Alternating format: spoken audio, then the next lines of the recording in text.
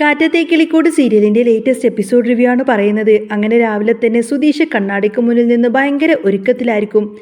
Makeup ഒക്കെ ഇട്ടുകൊണ്ട് പളപള അങ്ങനെ തിളങ്ങി നിൽക്കുന്ന സമയത്തായിരിക്കട്ടെ ഹരീഷ് അങ്ങോട്ടേക്ക് വന്നിട്ട് ഇത്തിരി അങ്ങ് മാറി നിൽക്കടാ, എനിക്കൊന്ന് മുടി ചീകണമെന്നൊക്കെ പറയുന്നത്. അന്നേരം സുധീഷ് അങ്ങ് ചൂടായി, നീ അങ്ങോട്ടേക്ക് മാറി നിൽക്കടാ, ഇവിടെ മനുഷ്യൻ ഒരുങ്ങുന്നത് കണ്ടില്ലേ?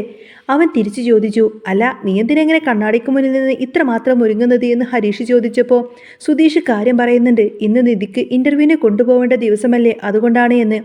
എടാ അതിന് നിധിയല്ലേ ഇൻ്റർവ്യൂവിന് പോകുന്നത്, നീ എന്തിനാടാ ഇത്രയധികം മേക്കപ്പ് ചെയ്യുന്നത് എന്ന് ചോദിക്കാണ് ഹരീഷ്. പിന്നെ ഞാനല്ലേ കൂടെ പോകുന്നത്, ആരെങ്കിലും ചോദിച്ചാൽ ഭർത്താവാണെന്ന് പറയുന്ന സമയത്ത് ഭർത്താവിന് ഇത്തിരി ഗെറ്റപ്പൊക്കെ വേണ്ടേന്ന് പറയട്ടെ സുധീഷ്. അയ്യേ നിന്നെ കണ്ടാലും കൊള്ളാമെന്ന് പറഞ്ഞ് ഹരീഷ് നല്ലോണമായിട്ട് കളിയാക്കുകയാണ്. നീ അങ്ങോട്ടേക്ക് നീ നിന്നേ, എനിക്ക് വർക്ക്ഷോപ്പിലേക്ക് പോവാൻ ഒന്ന് മുടി ഒതുക്കണമെന്നും പറഞ്ഞിട്ട് സുധീഷ് മാറി നിൽക്കുന്ന ലക്ഷണമില്ല. ഒടുവിൽ ഹരീഷ് പിടിച്ചങ്ങ് തള്ളുമ്പോഴായിരിക്കട്ടെ സുഭാഷും നികേഷും കൂടി അങ്ങോട്ടേക്ക് വരുന്നത്. മിക്കവാറും ഇവിടെ ഇപ്പോൾ ഒരു അടി ഉണ്ടാവാൻ വഴിയുണ്ട്, കണ്ടില്ലേ ഇന്നത്തെ ഈ ഒരു കണ്ണാടിക്ക് വേണ്ടിയിട്ടാണെന്ന് നികേഷ് പറയും. ഇവന്മാരെ കൊണ്ട് മടുത്തു, ഒരു സമാധാനവുമില്ലല്ലോ. സുഭാഷ് വന്നിട്ട് ചോദിക്കുന്നുണ്ട്, എന്താടാ രണ്ടും കൂടി കണ്ണാടിയുടെ മുന്നിൽ നിന്ന് ഇങ്ങനെ വഴക്ക് കൂടുന്നത്? എൻ്റെ സുഭാഷേട്ടാ, എനിക്ക് വർക്ക്ഷോപ്പിലേക്കൊന്ന് പോകണം, ഒന്ന് മുടി ഒന്ന് ചീകി ഒതുക്കണം. ഇവനാണെങ്കിൽ എവിടെ നിന്നും മാറുന്ന പോലുമില്ല. എപ്പോൾ തുടങ്ങിയതാണെന്നറിയാമോ ഈ ഒരു ഒരുക്കം? നിധി ഇൻ്റർവ്യൂവിന് പോകുമെന്ന് പറഞ്ഞത് തൊട്ട് തുടങ്ങിയതാണ് ഈ ഒരുക്കം. ഹരീഷ് പരാതി പറഞ്ഞു. അത് കേട്ടപ്പോൾ നികേഷ് ചോദിക്കുന്നുണ്ട്, അതിന് നിധിയെടുത്ത് ഇതുവരെ ഒരുങ്ങി വന്നില്ലല്ലോ എന്ന്. ഇപ്പോൾ തന്നെ വരും, സമയം ആവാറായില്ലേ എന്ന് പറയും. അവരിങ്ങനെ സംസാരിച്ചുകൊണ്ട് നിൽക്കുന്ന സമയത്തായിരിക്കും നിധി വാതിൽ തുറന്നു കണ്ട് അങ്ങോട്ടേക്ക് വരുന്നത്. നിധിയെ കണ്ടപ്പോൾ സുധീഷ് ഒരു നിമിഷം അങ്ങ് ഞെട്ടിപ്പോയി. കാരണം ഇൻ്റർവ്യൂവിന് പോവാനായിട്ട് നല്ല ഒന്നാന്തര സാരിയൊക്കെ ഉടുത്തുകൊണ്ടായിരിക്കട്ടെ നിധി വരുന്നത്. നിധി വന്നപ്പോൾ നല്ല ഭംഗിയുണ്ടായിരുന്നു കാണാൻ. സുഭാഷ് പറയുന്നുണ്ട്, അതെ നിധിയേട്ടത്തി സാരി എടുത്തു കഴിഞ്ഞാൽ നിധിയേട്ടത്തിയെ കാണാൻ ഒരു പ്രത്യേക ചന്തമാണ്. നികേഷും പറഞ്ഞു. താങ്ക്സ് എന്നൊക്കെ പറഞ്ഞ് നിധി പറയുന്നുണ്ടെങ്കിലും സുധീഷിൻ്റെ മനസ്സിൽ ഒരു വിഷമമായിരുന്നു. ഓ തന്നെ ഒന്നും മൈൻഡ് പോലും ചെയ്യുന്നില്ലല്ലോ എന്ന് ചിന്തിച്ചിട്ട് സുധീഷ് ഇങ്ങനെ നോക്കി നിൽക്കുന്നത് കണ്ടപ്പോൾ, എന്താടാ നീ ഇങ്ങനെ നോക്കി നിൽക്കുന്നത് എന്ന് ഹരീഷ് ചോദിച്ചു. ഇങ്ങ് നോക്കിക്കേ, എൻ്റെ ഭാര്യയെ കാണാൻ എന്ത് ഭംഗിയാണ്. മൂന്നാമത്തെ തവണയാണ് ഞാൻ അവളെ സാരി എടുത്തിട്ട് കാണുന്നത്. സാരി എടുത്തു കഴിഞ്ഞാൽ അവളെ കാണാനൊരു പ്രത്യേക അഴകാണ്. ഇന്ന് ഞാനും അവളുടെ കൂടെ തനിച്ച് കാറിൽ പോവല്ലേ, അതൊക്കെ ഓർത്തപ്പോൾ സുധീഷിന് ഭയങ്കര സന്തോഷമായിരുന്നു. കണ്ടോടാ എന്ത് ഭംഗിയാ എൻ്റെ ഭംഗിയെ കാണാനല്ലേ എന്ന് അവൻ ചോദിച്ചു. അത് കേട്ടപ്പോൾ ഹരീഷ് പറയുന്നുണ്ട്, ഒന്നും മിണ്ടാതിരിക്കാൻ. ഞാൻ പറയണമല്ലേ, അതിനു വേണ്ടിയിട്ടില്ലേ നീ ഇങ്ങനെയൊക്കെ പറയുന്നത്? സുധീഷ് അന്നേരം ഒന്ന് ചമ്മിയെങ്കിലും വിട്ടുകൊടുക്കാൻ തയ്യാറായില്ല. അപ്പോഴേക്കും സുഭാഷ് അകത്തേക്ക് പോയി ഒരു പാത്രത്തിൽ കുറച്ച് ദോശയും ചമ്മന്തിയുമായിട്ട് വരികയാണ്. അതേ മോളെ നീ ഇത് കഴിക്കുകയെന്ന് പറഞ്ഞപ്പോൾ, അയ്യോ ഇപ്പം തന്നെ സമയം ഒരുപാട് പോയി സുഭാഷേട്ടാ, ഇനി കഴിക്കാനൊന്നും നേരമില്ല എന്ന് പറയണ നിധി. ഏയ് അതൊന്നും പറഞ്ഞിട്ട് കാര്യമില്ല, ആ ഫയലിങ് തരാൻ പറഞ്ഞ് സുഭാഷ് അത് വാങ്ങിച്ചിട്ട് അവിടെ വെച്ചു. അത് കഴിഞ്ഞിട്ട് പോയാൽ മതിയെന്ന് പറഞ്ഞ് നിർബന്ധിച്ചു. ഞാൻ നിന്നുകൊണ്ട് കഴിച്ചോളാമെന്ന് പറഞ്ഞപ്പോൾ അതൊന്നും പറ്റില്ല എന്ന് പറഞ്ഞു കൊടുത്തന്നെ ചെയറെടുത്ത് അവിടെ ഇട്ട് കൊടുക്കുകയാണ്. അവിടെ ഇരുന്ന് കഴിക്കുകയെന്ന് പറഞ്ഞ് സുഭാഷ് വേഗം തന്നെ വെള്ളം എടുക്കാൻ പോയി. ആ സമയം തൊട്ട് സുധീഷ് ഇതെല്ലാം തന്നെ നോക്കി നിൽക്കുകയാണ്. പിന്നീട് കഴിച്ചുകൊണ്ടിരിക്കുന്ന സമയത്ത് തന്നെ നിധി പെട്ടെന്ന് തൊണ്ടയിലങ്ങ് വെക്കി. സുഭാഷ് വേഗം തലയിലിങ്ങനെ തട്ടിക്കൊടുത്തിട്ട് വെള്ളം കുടിക്കാൻ പറഞ്ഞു. ഇതേ സമയം സുധീഷ് ആണെങ്കിൽ തൻ്റെ ഫോൺ എടുത്തിട്ട് നിധി കഴിക്കുന്ന ആ ഒരു വീഡിയോസും കാര്യങ്ങളൊക്കെ എടുക്കാൻ തുടങ്ങി. കാരണം സാരി എടുത്ത് നിൽക്കുമ്പോൾ നല്ല ഭംഗിയുണ്ടല്ലോ, അപ്പോൾ കുറച്ച് ഫോട്ടോസും വീഡിയോസൊക്കെ എടുക്കണമല്ലോ. അങ്ങനെ അതൊക്കെ എടുത്തു. ആ സമയത്തിന് സുഭാഷ് അകത്തേക്ക് പോയി. അപ്പോഴേക്കും നിധി കൈ കഴുകി വന്ന് പോവാനിറങ്ങി. സുഭാഷ് പറയുന്നുണ്ട്, ഒന്ന് പ്രാർത്ഥിച്ചിട്ട് പോകണമെന്ന്. അങ്ങനെ ഭഗവാന്റെ മുന്നിൽ തിരി തെളിച്ച് പ്രാർത്ഥിക്കുകയാണ്. ആ സമയത്തന്നെ ഓൾ ദി ബെസ്റ്റ് നിധിയെടുത്തിയെന്ന് പറഞ്ഞ് നികേഷ് വന്നു. ശരി എന്ന് നിധി പറയാണ്. ആ സമയം സുഭാഷ് പറയുന്നുണ്ട്, ഒരു കാര്യം ചെയ്യാം, ഞാനും കൂടെ വരാമെന്ന് പറയും. അപ്പോഴേക്കും സുധീഷ് ചോദിക്കുന്നുണ്ട്, അല്ല സുഭാഷ് ഏട്ടൻ എന്തിനാ കൂടെ വരുന്നത്? ഞാനും കൂടി വരാമെന്ന് സുഭാഷ് പറയും. സുധീഷിന് ഭയങ്കര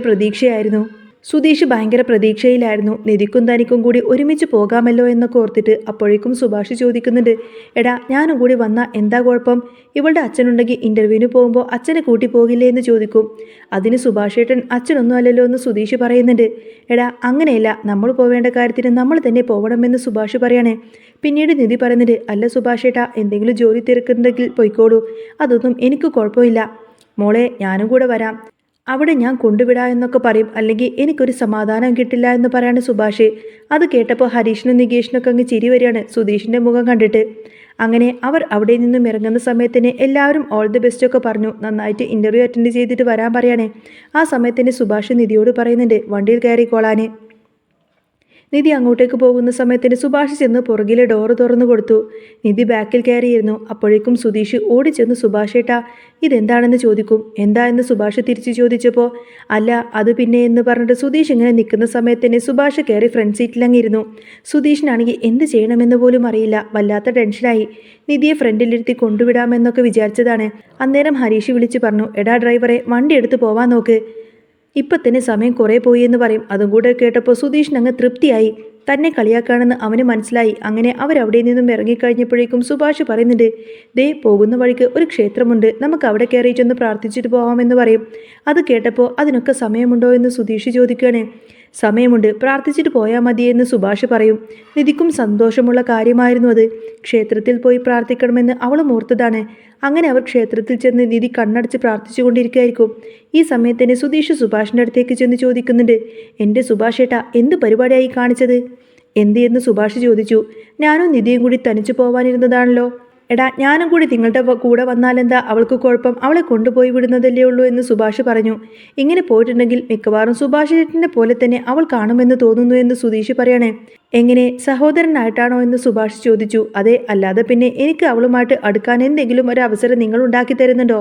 നിങ്ങളെല്ലാവരും എപ്പോഴും ഇടയ്ക്ക് കയറിയങ്ങ് വരും. ഞാനും അവളും കൂടെ തനിച്ചു പോയാലല്ലേ ഞങ്ങൾ തമ്മിൽ ഒരു കെമിസ്ട്രിയൊക്കെ വർക്കൗട്ട് ആവുള്ളൂ.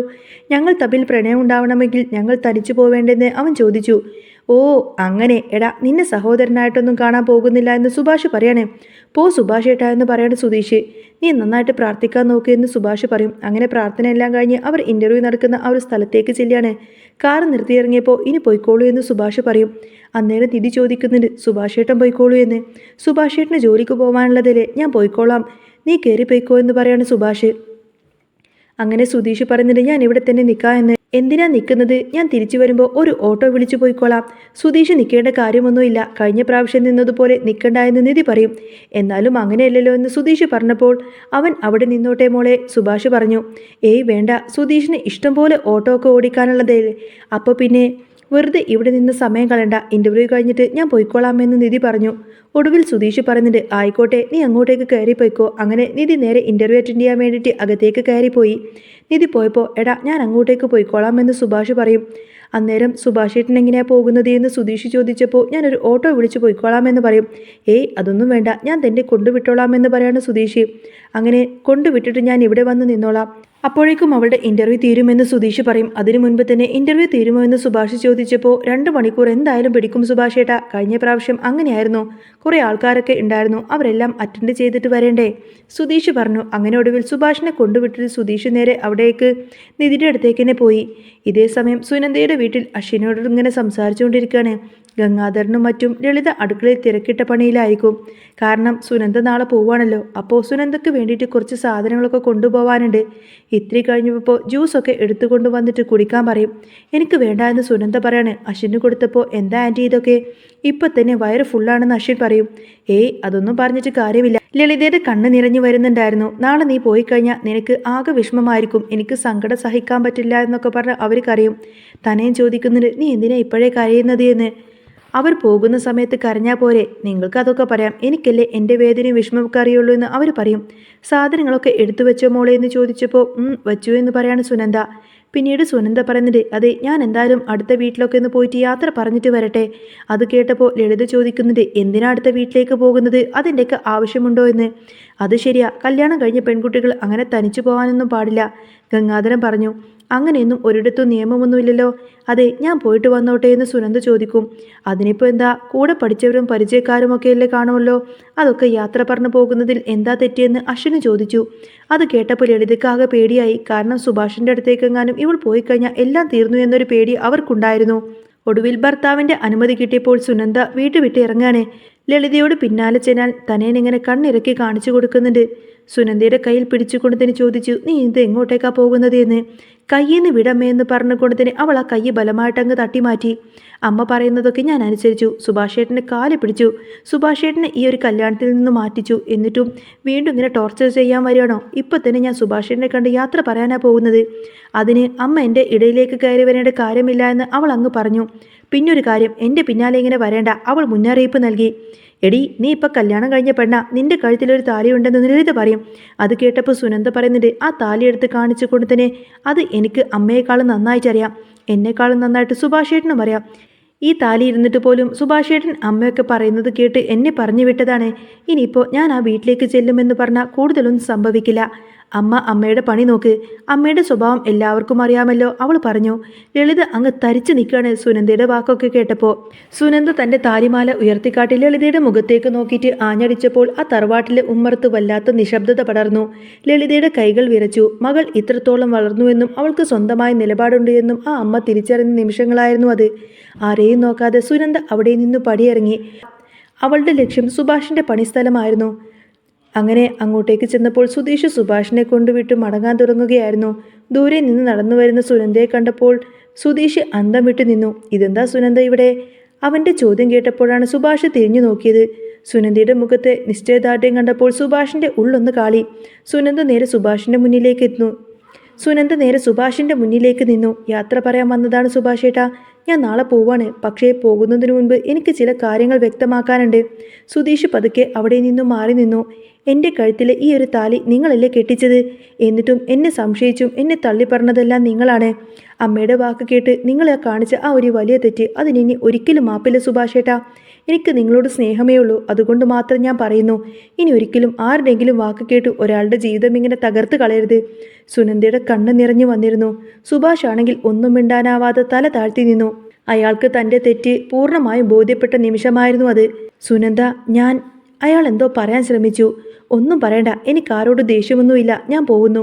അവൾ തിരിഞ്ഞു നടന്നു. സുധീഷ് ഓടിച്ചെന്ന് അവളെ തടയാൻ നോക്കിയെങ്കിലും സുനന്ദ കൈക്കൊണ്ട് വേണ്ട എന്ന് ആംഗ്യം കാണിച്ചു.